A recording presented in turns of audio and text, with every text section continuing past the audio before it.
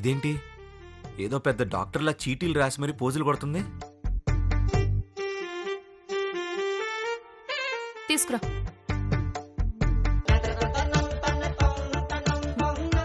ఏమనుకుంటున్నారు? పెద్ద డాక్టర్లా ఫోజ్ కొడుతున్నాను అనుకుంటున్నారా? డాక్టర్ని కాకపోవచ్చు, కానీ ఫస్ట్ ఎయిడ్ చేయడం నేర్చుకున్నాను.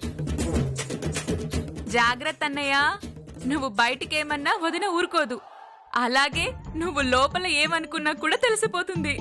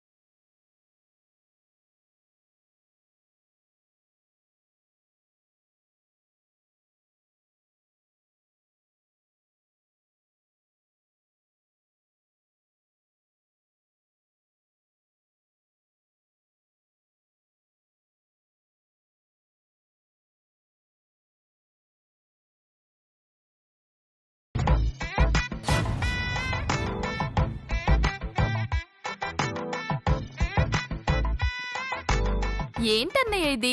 చిన్న ఇంజెక్షన్ కి భయపడుతున్నావా? వదిన ఇంకేమో చేస్తుందని భయపడి వచ్చాను. మీ అన్నయ్య అంత అమాయకుడేం కాదులేమ్మా. తిరిగేం చేయకుండా ఉంటే చాలు. నువ్వు అన్నయ్యకి ఇన్ని సేవలు చేస్తున్నావు, అన్నయ్య నిన్నేమనట్లే వదినా. సేవలు చేసినా చేయకపోయినా పెళ్ళాన్ని అనేంత ధైర్యం ఏ మొగుడుకుంటుందిలే అక్క. పైగా కొత్త పెళ్ళం, మోజు, అస్సలేమి అనడు.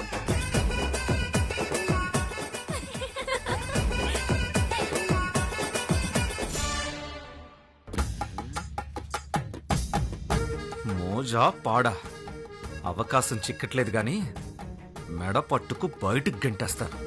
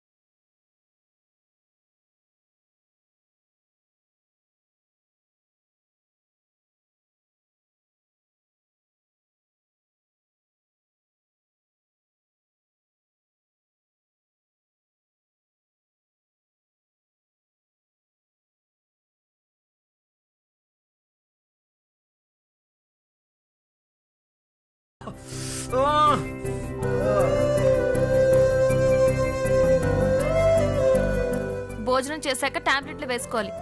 అన్నం తీసుకొస్తా. కదలకుండా కూర్చోండి.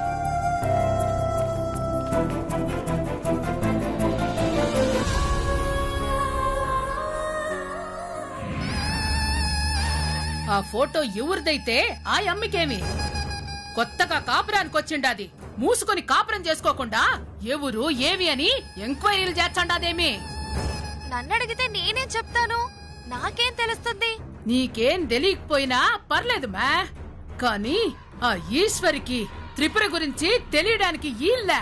అస్సలు తెలియడానికి వీల్లేదు. తెలిస్తే నీ సరదా తీరిపోతుంది కదా. బసమమ్మా! అయ్యోరమ్మా, బయటకనేసానా? అంటే నిజం బయటకు తెలిస్తే నువ్వు చిక్కుల్లో పడతావని నా ఉద్దేశం అక్క. అంతే. నేను సిక్కుల్లో పడడం కాదు మే, నువ్వు గాని నీ పెనిమిటి గాని ఒక్క ముక్కైనా త్రిపుర గురించి చెప్పినారో ముక్కలు ముక్కలు చేచ్చా. ఏమనుకుంటాండారో?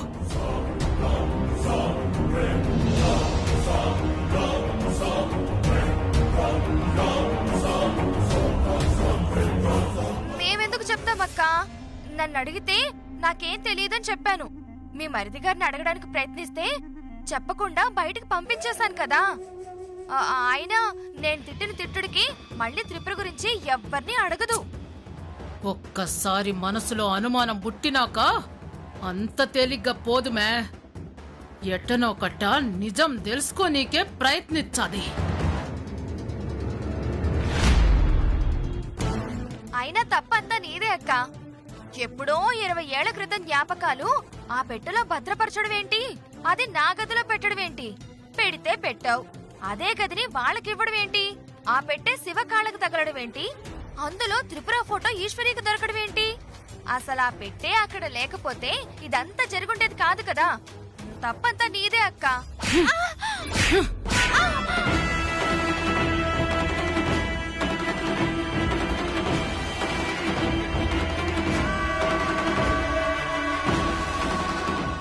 నన్ను కొట్టావేంటక్క? నేనేం చేశాను? నేను నీ గదిలో పెట్టబెట్టడం తప్పు కాదు మే. పెట్టిన పెట్టెకి తాళమెయ్యకుండా ఇడిసినావు చూడు, అది తప్పు.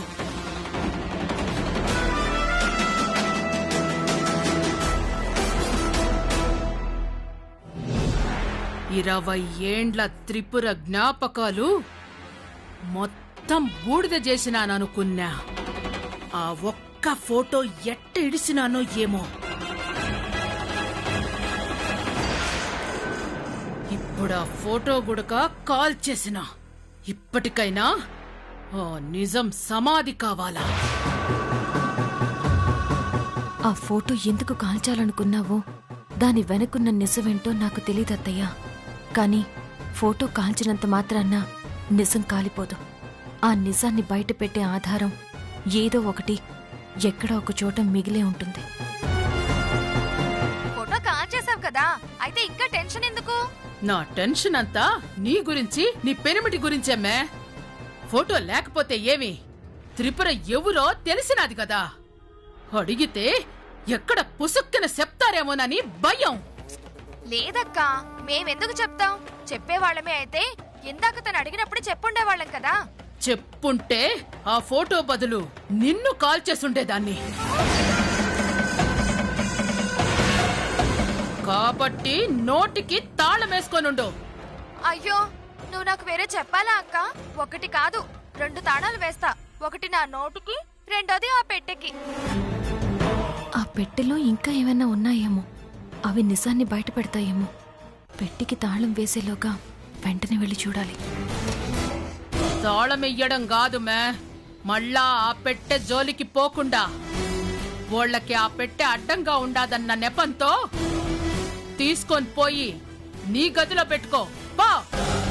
అలాగే అక్క.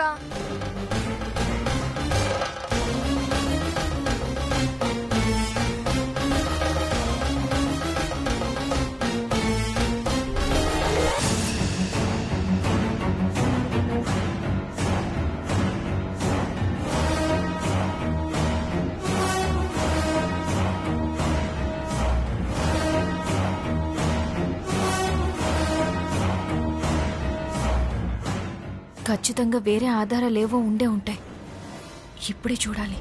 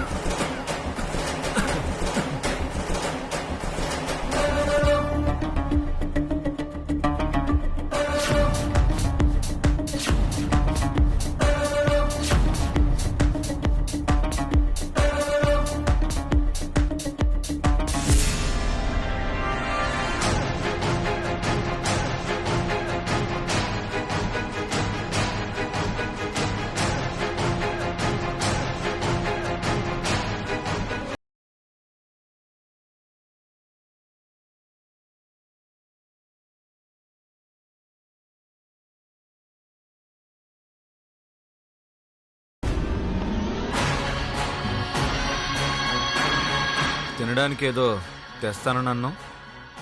అది అత్తయ్య ఇంకా వంట చేస్తున్నారు. 10 నిమిషాల్లో అయిపోతుంది.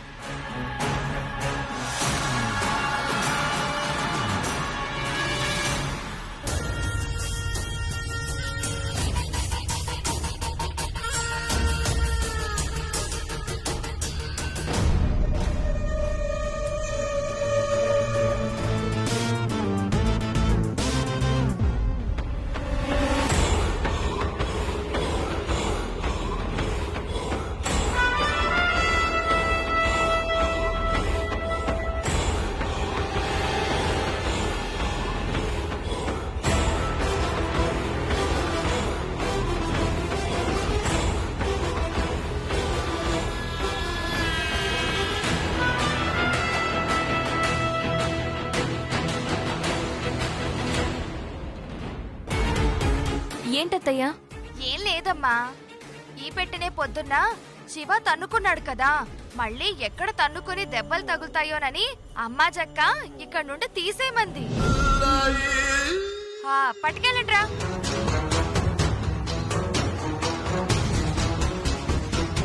కాలికి తగిలిందని తీయమందా లేక నిజాలు బయటపడిపోతాయని తీయమందా? ఆగండ్రా.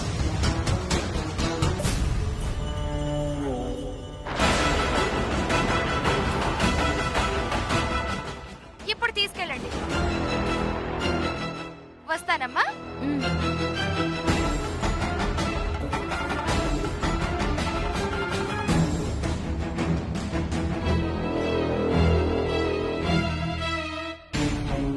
పెట్టి ఈ గదిలో ఉంచకుండా తీసుకెళ్లమంది అంటే ఖచ్చితంగా అందులో ఏదో నిజాన్ని బయటపెట్టే రహస్యం ఉండే ఉంటుంది. ఫోటో చూపించకముందే మొత్తం చూసుంటే బాగుండేది. ఇప్పుడెలా తెలుసుకోవాలి?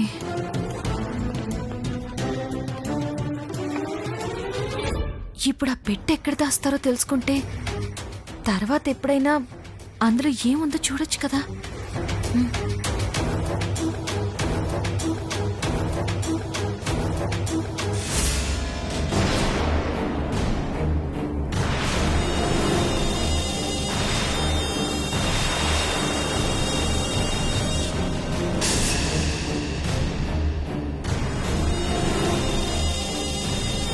ఏంది మే, ఏం కావాలా?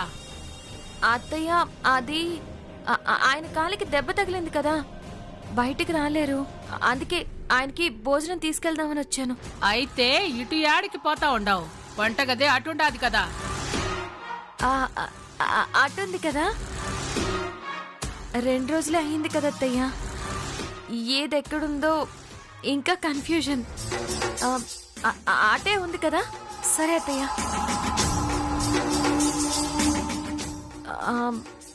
మీకేమైనా కావాలా అత్తయ్య? నాకేం వద్దు, నువ్వు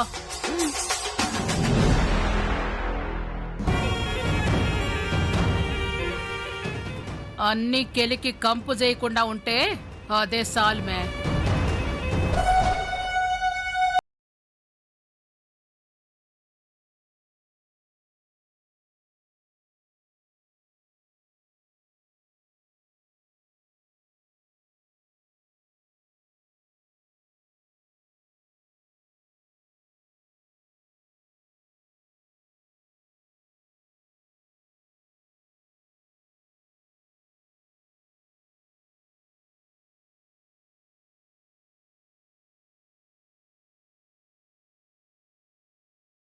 అనుకున్నాను, కానీ ఆ అమ్మాజీ వల్ల కనీసం వాడికి అమ్మలా కూడా నేను ఉండలేకపోయాను. మన మేర కోడలికిచ్చి పెళ్లి చేస్తేనైనా వాడు మారుతాడు అనుకుంటే ఆ అవకాశం కూడా లేకుండా చేసింది ఆ అమ్మాజీ.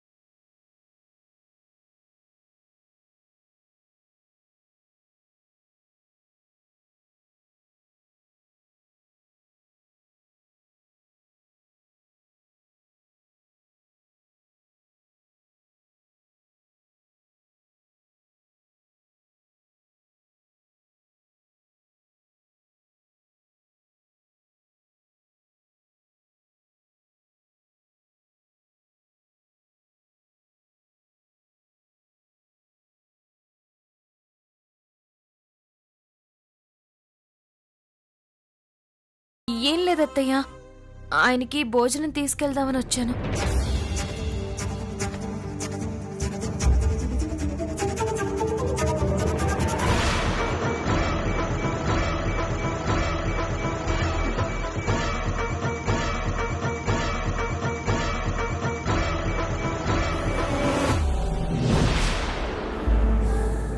ఆగు, నేను పెడతాను.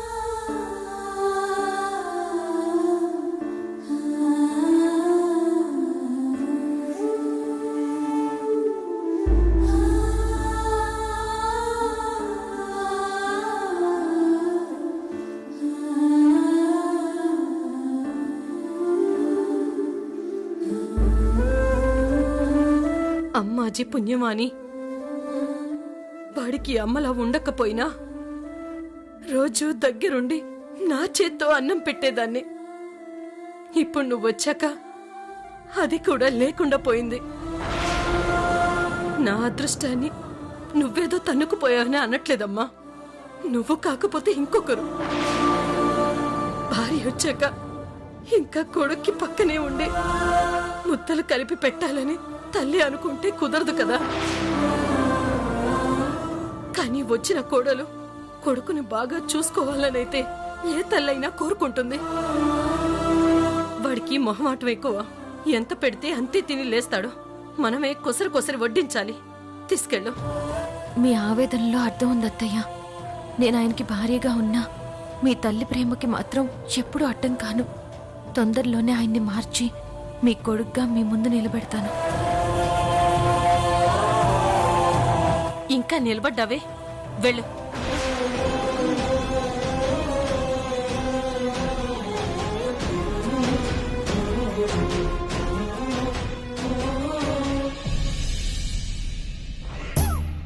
జాగ్రత్తగా చూసుకొని నడిచిన పోయేది. ఈ నొప్పి భరించడం కన్నా దీని సోది భరించడం కష్టమైపోతుంది. ఎలా తిట్టుకుంటున్నాడో చూడు. ఎంత చేసినా ఈ మనిషికి కొంచెం కూడా కృతజ్ఞత లేదు. ఈయనకి ఇలా కాదు.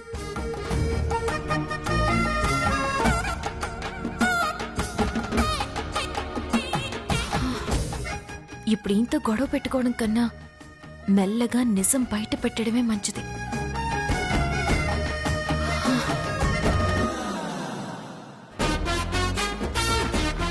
అన్నం తీసుకోండి.